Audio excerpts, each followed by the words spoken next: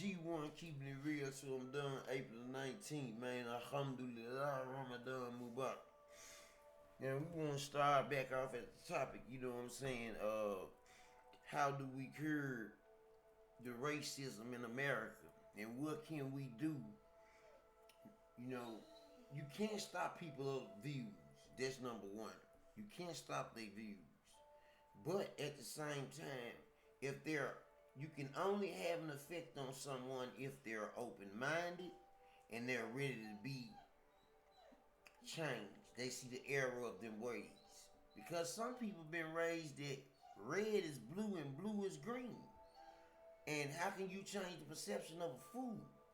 How can you change the perception of someone who's so closed-minded that, but they have a badge and a gun? The answer to that is you don't. They have to change within. It has to start with them. It starts with each and every one of us as human beings, those with the skin that's hued. That means color, human being. So the black and minority are human beings. Mankind is those of another color. Something like a man, but not kind at all.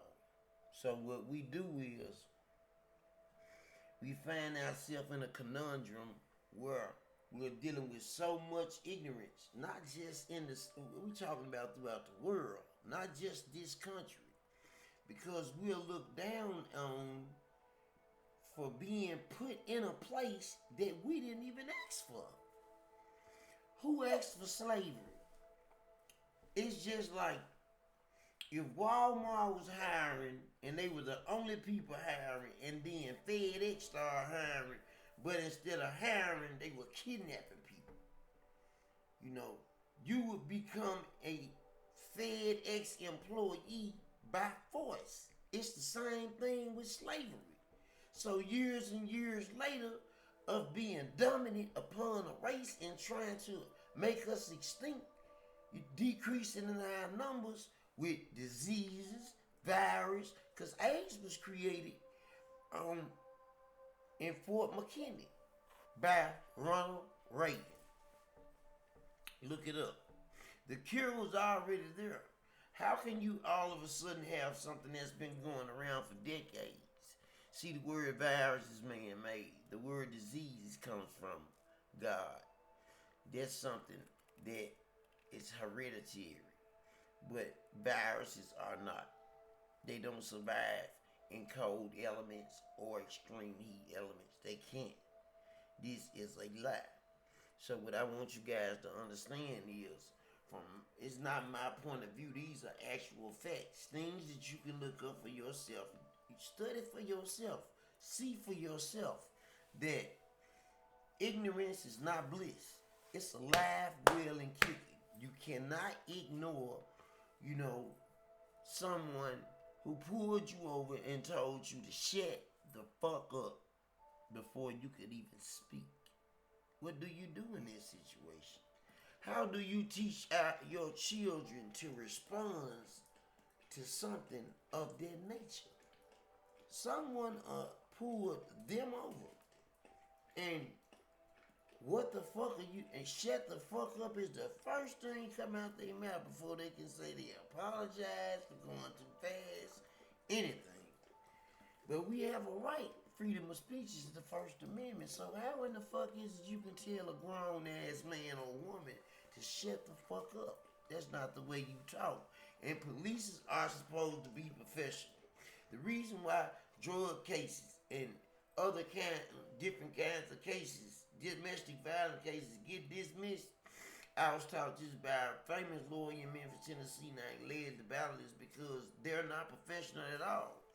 If you read the police report and they have one comma, one hyphen, one period in the wrong place, capital letter in the wrong place, that it can be dismissed. For the simple fact is, they are paid to be professionals. That means every word that's on that piece of paper that they have claimed that you have done and charged you with has to be damn near written perfectly, or there is no case. If they leave a letter out your name, they not talking about you. So I'm arming with the public with these things so you guys will know that when you have a right to remain silent, be the fuck quiet. Don't say anything because everything you say will be recorded and flipped and said in court that you said it, but it'll be in a different way that you said it. Something added or taken away from what you actually said. So the best advice I can give you is be the fuck quiet. Now my son, I tell my sons to obey the law at all times. But if you feel like you're in jeopardy at any time, I would rather my son be on the run from the police, seriously, than for me to be standing over his casket. And I'm just keeping it real with y'all. And everybody else that has a different view, I would like to hear from you guys to see what your opinion is. How do we raise our children in a society that's completely fucking blind and still stuck on color? What makes us so demonic that you fear us so much that you will kill us? It has to be deeper than that. See, history will tell you that we was once rulers and kings, gods among men, queens among peasants. It's skin color right here. Now, all of the historical things, including languages, they're also hidden in the Vatican. They're hidden the Dead Sea Scrolls. All of these things are hidden in the Vatican. Underneath the ground, they have so much knowledge from pyramids that they destroyed. If you look at the pyramids of Giza in Egypt, there is 5 of them, but there is only 3 of them still standing. Why is that? And how is that even possible? If you can't recreate something, how do you destroy something that you can't rebuild? We have modern technology today, y'all, and we can't recreate one block. Now you tell me that ain't God. Whether it was spacemen or whatever it is, God had to send them in order for them to be able to complete the task, be vigilant in the earth that He has proclaimed them to be. A representative of righteousness is what vigilant in the earth means. Standing strong for those who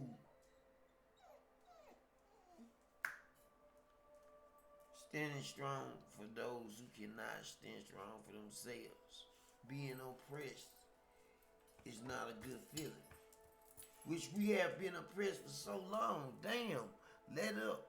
And it's the lawmakers who are the true gangsters, the senators and the congressmen that we put in place.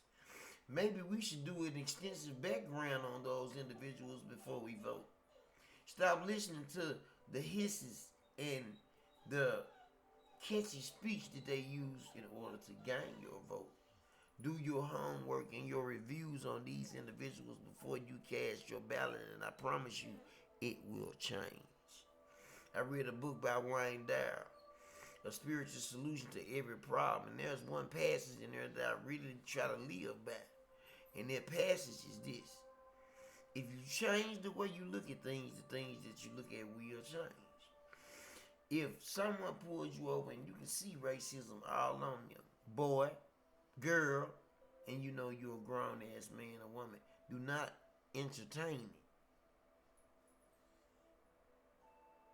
it. Is that hard to do? Of course it is. Of course it is. However, we must do it. See, social injustice and police brutality are the exact same thing because one supports the other. So we have to tear down the old laws that segregate and separate us. Get someone in there who's going to fight that's from our communities. That's who you need to be voting for. Not the person that got $1 million motherfucking house. Now all of a sudden he want to go into politics. Fuck him. He ain't done shit for us. He done hired 3 people at a smoke shop. Stop it. Stop it. So, G1, keeping it real till I'm done. I just want y'all to know, man, that I feel you in my condolences to the parents once again of George Floyd, and may Allah bless him and give him paradise as well as justice. The reason why justice have us blindfold over our eyes, I was told by Iceberg Slim, was because the bitch has dollar signs for eyeballs. Money can buy her. Now, persecution of another person is dead wrong. We were not created to rule one another. We were created to rule with one another, the earth. God did not put one species to lead or to dominate another species. He put us all here for us to be one in praising him and also building a better and brighter future for ourselves and our children. Now we're going to take it one more step further, and then I'm going to cut this short. What do you teach your children to say to the policemen when they are approached by them? What do we say to them? The children not blind. They got phones too, which are walk around computers. So with that being said, all we trying to do is, what do we tell these people so that the kids, look true, the kids won't be so terrified of the police. Thank you, Mama. So I just want y'all to know that it's best to try to comply. Don't resist. But if your son is terrified of these people because his friend just got killed by the police, what the fuck do we do? What the fuck do we do? That's my question.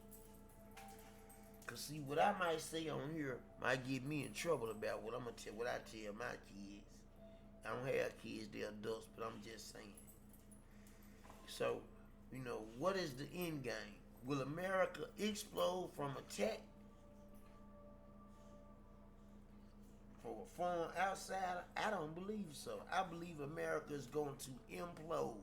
And for all of you who are uneducated, implode means from the inside out. Because of this right here. So much injustice that they have been giving us. These small ass stimulus checks, man, ain't gonna do shit for us being behind when we print our own money. All you got to do is give everybody between $5,000 and $9,000 to boost the economy, to help people get caught up, and we're more than capable of doing it. Why? Because we print our own money. We ain't short on trees or ink. All you gotta do is look in California shit. They burn every year acres and acres and acres. We ain't nowhere short of cheese and trees make paper, make money. All you gotta do is add ink to it and a plate up. So, with that being said, G1, keeping me real too, I'm done. I'm looking forward, you know what I'm saying, to part 3, where I might, share some opinions with someone else. And from that point on, we gonna see who else's point of views we can touch and reach. May God bless us all, forgive us of our sins. Ramadan Mubarak, Allahu Akbar, Assalamu alaikum, rahmatullahi wa barakatuh. May to God be all the praise, all the glory, for he is the one who tells you to see and hear. And for those who are deaf, dumb, and blind,